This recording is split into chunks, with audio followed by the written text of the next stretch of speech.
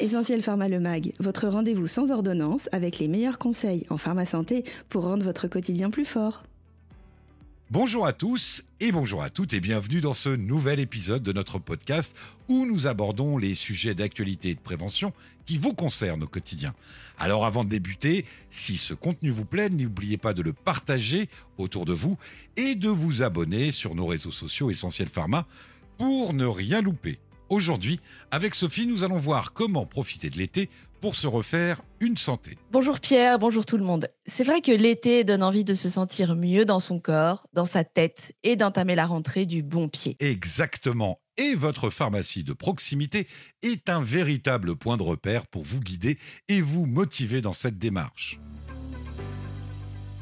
Il ne faut pas être résigné, même si en matière de santé, il y a des maux contre lesquels on ne peut rien. Question de fatalité ou d'hérédité, il ne faut pas baisser les bras. Il faut savoir malgré tout que notre mode de vie, ce que l'on mange, notre activité physique, le nombre d'heures de sommeil à notre compteur influence tout de même un bon nombre des maux du quotidien. Grâce aux vacances, aux journées plus longues, sans bouleverser son rythme de vie, avec juste quelques bonnes habitudes, on peut se remettre dans le vert en quelques semaines. Et même si cela ne modifie pas le caractère génétique, cette nouvelle science qu'on appelle l'épigénétique a prouvé que nos habitudes ont un impact sur nos gènes en les mettant en quelque sorte en sommeil, si on schématise. Et c'est là que la période estivale peut nous apporter ses bienfaits. On dit qu'il suffit de 3 semaines pour prendre une bonne habitude, alors capitalisons sur ce temps disponible pour se remettre à cuisiner, bouger plus facilement, dormir davantage et prendre soin de soi. Et je pense que vous ne nous contredirez pas, 7 Français sur 10 pensent que leur santé dépend de leur comportement. Et votre pharmacien peut vous accompagner dans cette démarche. En effet, grâce aux entretiens pharmaceutiques, il est à votre écoute. Il peut vous transmettre des brochures de conseils nutrition, arrêt du tabac, etc. Et également organiser des mini-bilans en officine, de la mesure de tension, de la glycémie, de l'IMC. N'hésitez pas à lui en parler. Dès que l'on se met à manger plus de fruits et de légumes et moins de plats ultra transformés, notre tour de taille diminue. Si on pèse 75 kg, il suffit de perdre 5% de son poids, soit environ 3,75 kg, pour aller mieux, nous confient les nutritionnistes. Une perte de 5% du poids permet déjà une baisse du mauvais cholestérol de 10 à 25%, une réduction de la glycémie de 0,1 à 0,25 g par litre, une diminution de 2 cm de tour de taille. Cela réduit significativement le risque de diabète, d'hypertension, de maladies cardiovasculaires et de certains cancers. Pour ce faire, on limite évidemment les aliments contenant trop de graisse animale ainsi que l'alcool. Saviez-vous que les bénéfices d'une modification de son alimentation ne s'arrêtent pas à cela ? Nos os se renforcent grâce aux fibres des fruits et légumes qui participent à fixer le calcium sur les os. C'est un cercle vertueux. Alors, que doit-on privilégier dans son assiette, Sophie ? Réduire les aliments ultra transformés et augmenter les fruits et légumes, une demi-assiette, les féculents complets, un quart, les protéines variées, un quart. Les fibres aident à réduire l'inflammation et le stress oxydatif. Ce qu'il faut limiter, c'est le sel, inférieur à 5 grammes par jour, les gras saturés, l'alcool et les sucres rapides. Ce qu'il faut retenir, c'est qu'un repas basé sur des aliments ultra transformés ne nous rassasie pas.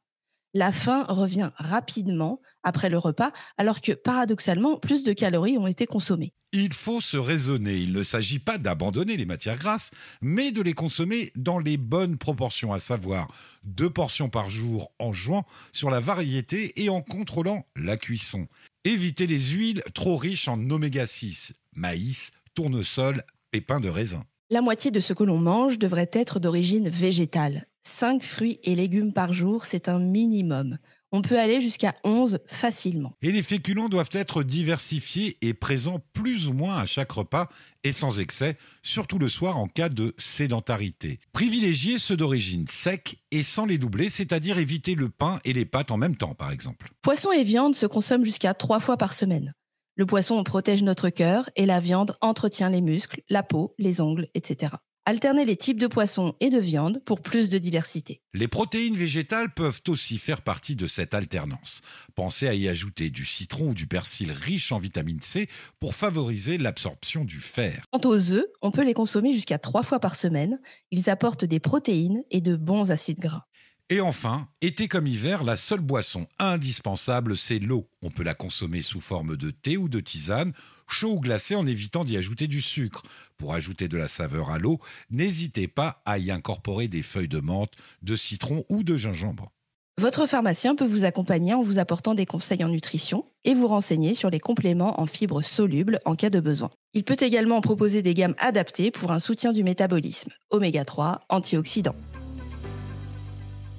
Nous en avions fait notre dossier du mois dans notre mag Essentiel Pharma en 2024, véritable année olympique, et on ne le dira jamais assez, bouger permet de s'oxygéner, de rendre notre cœur plus fort, d'améliorer la santé de nos muscles et participe même à notre bien-être mental. Malheureusement, bouger ne provoque pas de plaisir chez tout le monde. Peut-être qu'en envisageant le sport comme un médicament, votre vision peut changer. Après, il faut trouver son sport, celui dont on identifie les bienfaits au quotidien. Attention tout de même à ne pas vouloir être trop pressé. Les bénéfices du sport se font sentir en persévérant et en pratiquant régulièrement.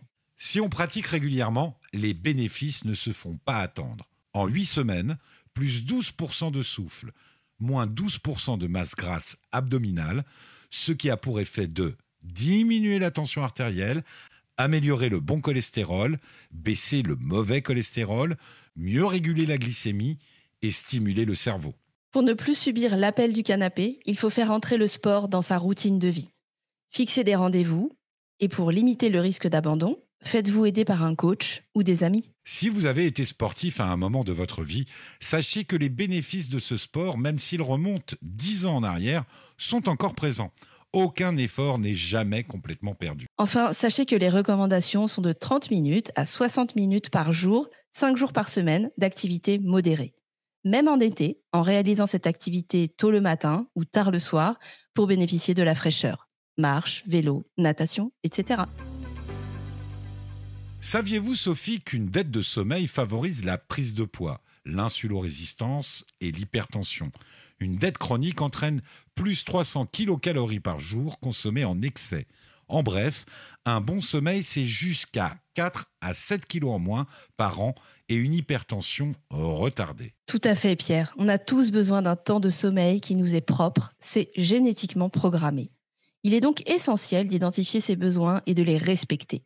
L'idée, c'est durant 1 mois de tenir un carnet de notre sommeil. On peut également envisager de s'entraîner à la sieste au début des congés pour récupérer en cas de dette de sommeil. Envisager des siestes pouvant aller jusqu'à 1h30 en mettant un réveil pour ne pas perturber le cycle classique. Pour les personnes n'ayant pas de dette de sommeil, on peut s'allonger et somnoler 15 à 20 minutes.